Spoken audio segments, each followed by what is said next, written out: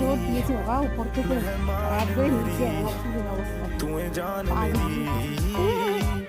কি করবো, আলতা করেছিলাম ওটা শুকিয়ে গেছে, আবার যদি ভিজে যায় তো কি হবে। আলকাটা ভিজে গেলে ঘন্টায় আলকাটা মেখে পুরো আলকাটা যার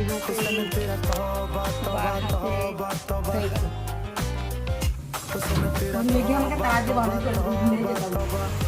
উপরে আসতে না আসতে কি বৃষ্টি দেখো, বাপরে বাপ, ভাগ্যিস আমি মেঘ দেখে গেছিলাম ঢাকতে, তা নাহলে আমি পুরো এরকম ভিজে যেতাম।